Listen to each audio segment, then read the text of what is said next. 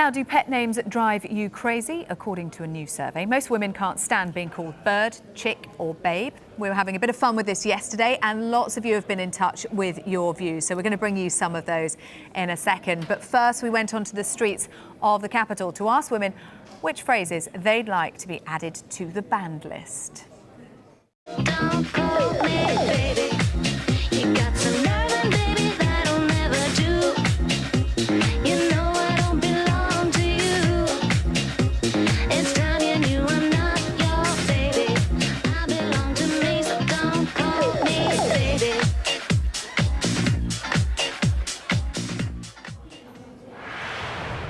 So are pet names offensive or are we taking them too seriously? Joining me to discuss this are the author Peter Lloyd and comedian Kate Smurthwaite. Kate Smurthwaite, what really winds you up about pet names?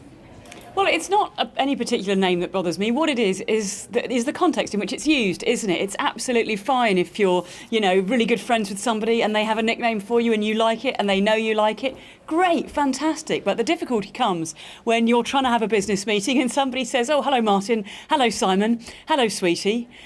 And you just can't help thinking, I'm not the one that's getting promotion at this meeting. It's just about kind of being taken seriously. And I know that if somebody said to you, if I came on air and you called me Kathy and I said, oh, actually, I prefer Kate, of course, you'd just call me Kate. You'd call me whatever I asked to be called. And I think it's amazing that we live in a world where we know that women, because our survey shows it and your people you've met on the street show it, women don't like being referred to by these terms generally. So, is it really too much to ask that either don't do it or just ask first?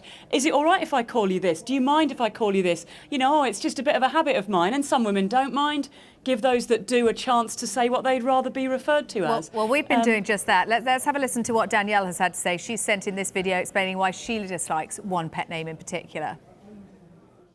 As a trans woman, I'm used to being called all kinds of things. Hun, love, dude, but nothing, not even sir, gets under my skin quite like my dear. Deliberate misgendering can be frustrating, but it's rarely from malice, at least not from people who matter. It's usually just a misunderstanding or some confusion. My dear, however, well, that's condescending and demeaning. It's dripping with passive aggression and stinks of self-superiority. Frankly, my dear, don't ever refer to me as your dear.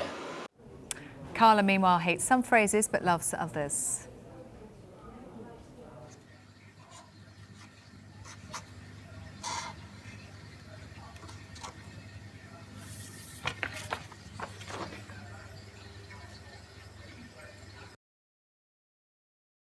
Had two examples there, Peter. My dear, sweet cheeks. I mean, is it sexist? Is it demeaning to women? And if so, why does it continue?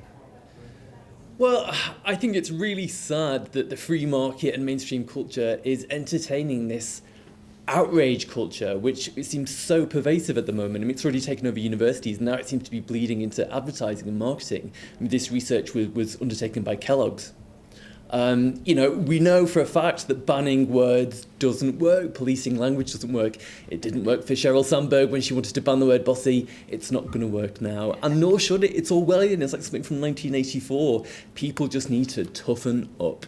You brought up the word bossy there, Peter. I mean, that is often used for little girls, isn't it? And that's a sign of how early this starts. Yeah, but used in many different ways and against boys as well. I mean, I noticed that this research didn't look at all at the language that men don't feel comfortable with, and at no point did it hold any women accountable for the language that they choose to use. So if we're really going to have this debate about whether language has power, and it does, then we need to do it equally. But let's be realistic. Language has power, but it's limited power. Let's bring in Kate Smurthwaite again on that. Should we, to use another phrase that women have said is deeply offensive to them, just man up and let it wash over us, Kate?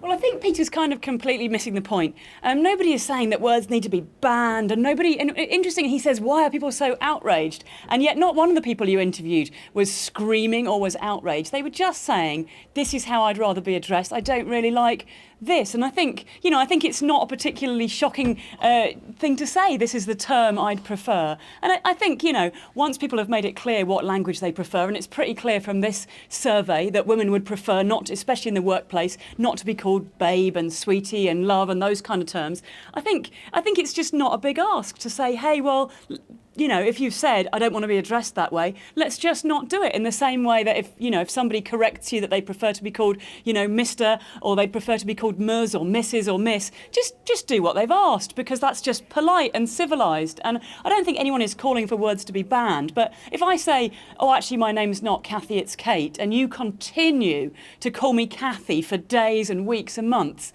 I mean, I just think, well, you're a bit unpleasant, don't I? I think that's really rude. And why would you keep doing that? And in actual fact, why are you doing that when you know it's going to annoy me?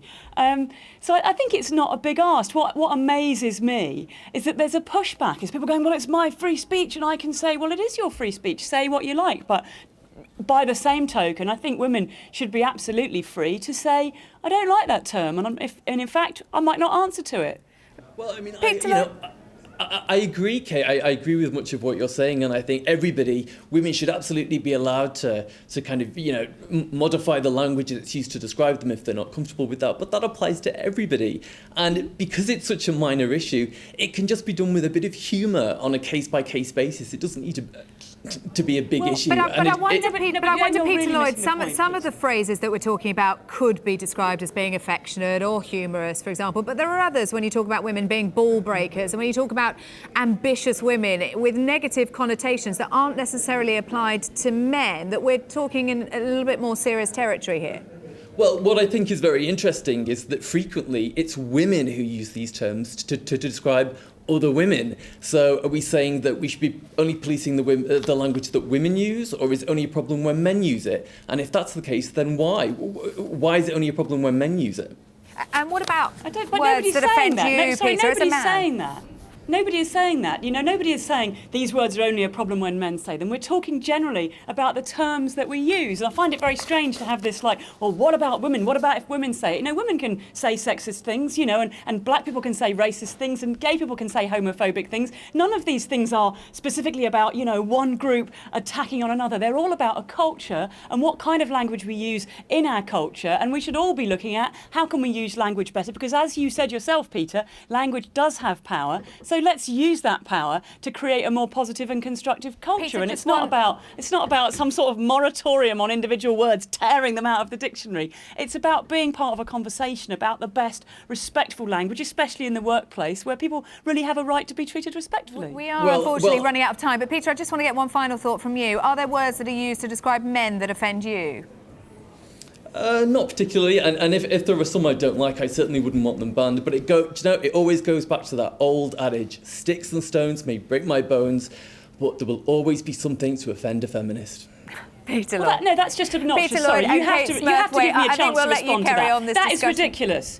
No, hang on, I won't do your show again if you don't let me respond to that. Go on, Kate, have a word. Come on, that's ridiculous. I mean, first of all, to allow somebody on air, this is a women's rights movement. We're asking for equality, and to just come on and say that kind of thing. And secondly, he keeps saying this is a trivial issue, that it doesn't happen very often. The reality, as you know from talking to women in the street, is that they all have words that bother them. This is something that affects loads and loads of women. And if he's not affected by it, well, lucky him. And if he thinks he's going to take that privilege and just wander on air and say obnoxious things about a campaign for equality, then that is horrific bigotry, and I object to it being aired at any time. But it's not about equality, because they didn't bother to analyse what men think. It's not about equality. Look, if anything, this is probably... The use of language in pet names is probably something that could be classed as a microaggression, and that means that the corresponding trauma is equally minuscule and isn't worth talking about. Peter Lloyd, Kate Smurthwaite, I'm afraid we really, really are out of time there, but thank you both very much for your contributions. This is Sky News coming up.